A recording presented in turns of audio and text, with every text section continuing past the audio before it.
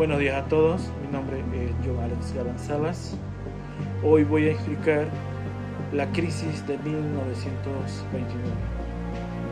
Me gustaría que todos imaginen una época donde el dinero parecía crecer de los árboles. Los años 20 era una gran fiesta. La economía crecía, las fábricas producían en masa y la gente invertía en la bolsa como si no hubiera mañana. Pero, como todos saben, todo lo que sube tiene que bajar. Y en 1929 todo se vino abajo. El 24 de octubre de 1929, conocido también como el Jueves Negro, la bolsa de Nueva York se desplomó. Millones de personas intentaron vender sus acciones, pero nadie quería comprarlas. En solo días los bancos quebraron, empresas cerraron y millones de personas quedaron en la calle sin trabajo. Esta crisis no solo afectó a Estados Unidos, sino al mundo entero. La Gran Depresión fue la peor crisis económica del siglo XX. En este punto analizaremos desde la perspectiva de tres economistas. A continuación, primeramente iniciaremos con Karl Marx o el marxismo. Para Karl Marx esto era inevitable. Según él, el capitalismo genera sobreproducción.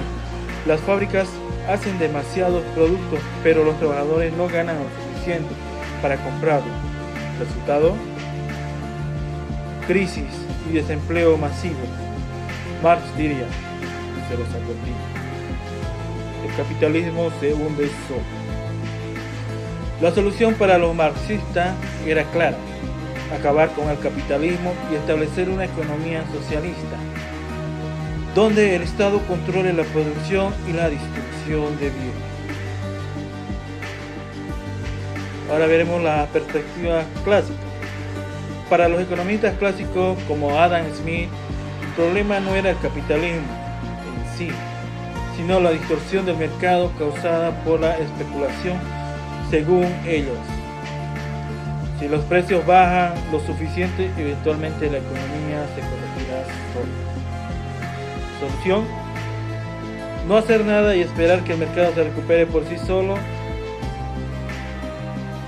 Pero la realidad fue que la crisis se prolongó por años sin ninguna recuperación espontánea. Y por último, la perspectiva keynesiana. Aquí entra John Maynard Keynes, el hombre con un plan. Según Keynes, este problema era que la gente tenía miedo y dejó de gastar.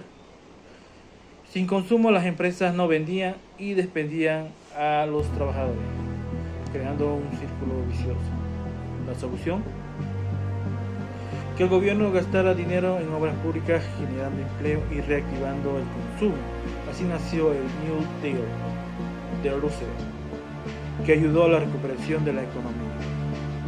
Gracias a esto, poco a poco la economía se recuperó y así Keynes se convirtió en una de las figuras más influyentes de la economía moderna. En conclusión, la crisis de 1929 no solo fue un colapso financiero, sino un punto de inflexión en la historia económica. Cada teoría intentó explicar desde su propia visión. Marx veía en ella la prueba de que el capitalismo era insostenible. Los economistas clásicos confiaban en que el mercado se corregiría solo, y Keynes propuso una solución basada en la intervención del Estado. Lo que es cierto es que la crisis nos dejó lecciones importantes. Los mercados no siempre se autorregulan. La intervención del Estado puede ser la clave en momentos de crisis, y la especulación sin control puede traer consecuencias devastadoras. ¿Podría ocurrir algo similar en la actualidad? ¿Hemos aprendido algo de la historia? Gracias. Buenas noches, mi nombre es Carlos Andrés Arabia. Haremos un pequeño análisis económico de la perspectiva marxista, clásica y keynesiana. Análisis de la crisis de 1929. Fue una de las crisis económicas más devastadoras de la historia. Según cada doctrina económica, las causas y soluciones fueron interpretadas de manera diferente. La perspectiva marxista, la crisis fue una consecuencia inherente del capitalismo de producción y la falta de demanda llevaron a la caída de los precios y el desempleo masivo. La perspectiva clásica. La crisis fue vista como un fenómeno temporal producto de distorsiones en el mercado, como la especulación y la intervención gubernamental excesiva. La perspectiva keynesiana. La falta de demanda agregada fue un principal problema. La caída en el consumo y la inversión privada generó una espiral descendente en la economía. Análisis de la perestroika y la caída de la URSS. La perestroika, impulsada por Mikhail Gorbachev en los años 80, fue un intento de reforma económica política en la Unión Soviética. Sin embargo, la URSS colapsó en 1991. Cada doctrina tiene una interpretación diferente. En la perspectiva marxista, la URSS se alejó del marxismo genuino y adoptó la burocracia centralizada e ineficiente, el estancamiento económico y la falta de incentivos productivos contribuyentes a la crisis. Perspectiva clásica. La economía planificada era ineficiente y generaba escasez, desestabilizaba la producción y la innovación. La falta de propiedad privada impidió el desarrollo económico. La perspectiva keynesiana.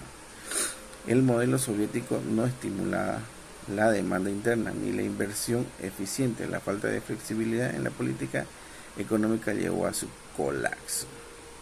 Análisis del modelo chino. Según la perspectiva marxismo, el control estatal en sectores estratégicos y planificados centrales en algunos aspectos. Según el clasismo, permite la iniciativa privada y la competencia dentro de ciertos límites. Según el keynesianismo, uno de los políticas de estímulo económico, inversión en infraestructura y control del crédito para evitar la crisis severa. En conclusión, el modelo chino es una combinación pragmática de búsqueda de estabilidad y crecimiento sin adoptar completamente ninguna doctrina. Muy buenas noches. Gracias. Hola, yo les hablaré un poco sobre el modelo económico chino. Este modelo económico chino ha sorprendido al mundo en su crecimiento acelerado. Pero, ¿cómo funciona realmente? ¿Es socialista, capitalista o una combinación única? Vamos a descubrirlo. China aplica un socialismo de mercado que combina una economía planificada con elementos de capitalismo. Desde la reforma de Deng Xiaoping en los años 80, se permitió la inversión extranjera y se crearon zonas económicas especiales para fomentar la exportación. Aunque el Estado controla sectores estratégicos como energía, telecomunicaciones, permite la competencia privada en otras áreas. Esto ha impulsado el crecimiento económico, convirtiendo a China en una potencia mundial. Influencia de doctrinas económicas. Este modelo toma tres ideas de doctrinas. Una sería el marxismo, con el contrato estatal de sectores claves, y el segundo, el clasicismo, al permitir la competencia privada y fomentar el comercio. El keynesianismo, usando la intervención estatal para regular la economía y evitar las crisis.